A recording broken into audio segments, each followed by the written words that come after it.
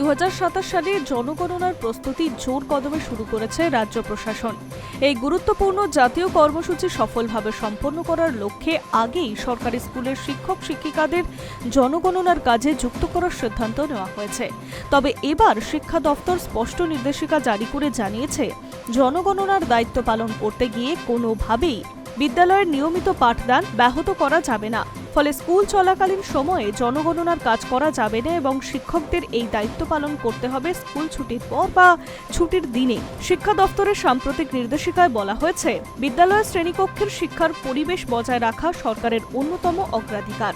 সেই কারণেই জনগণনার মতো গুরুত্বপূর্ণ প্রশাসনিক কাজ এবং শিক্ষাদানের মধ্যে ভারসাম্য রক্ষা করতেই এই সিদ্ধান্ত নেওয়া হয়েছে।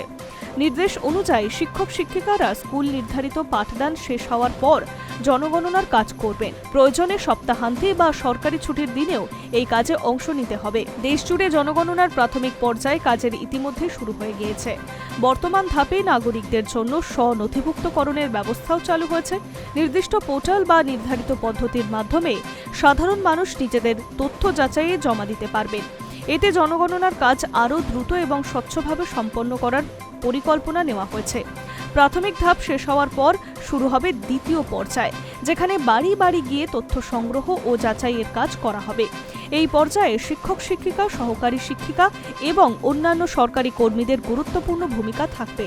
তারা সরাসরি মানুষের কাছে গিয়ে তথ্য সংগ্রহ করবেন এবং জমা দেওয়ার তথ্যের যথার্থ যাচাই করবেন। প্রশাসনের মতে, জনগণের তথ্য দেশের উন্নয়ন পরিকল্পনা, সামাজিক কল্যাণ প্রকল্প এবং বিভিন্ন সরকারি নীতি নির্ধারণের ক্ষেত্রে অত্যন্ত গুরুত্বপূর্ণ ভূমিকা পালন করে থাকে। এর আগে শিক্ষা দপ্তরের রাজ্যের বিভিন্ন শিক্ষা প্রতিষ্ঠানে পাঠানো নির্দেশিকায় স্পষ্ট জানিয়ে দেওয়া হয়েছে যে জনগণনার কাজে অংশগ্রহণ সংশ্লিষ্ট কর্মীদের জন্য বাধ্যতামূলক।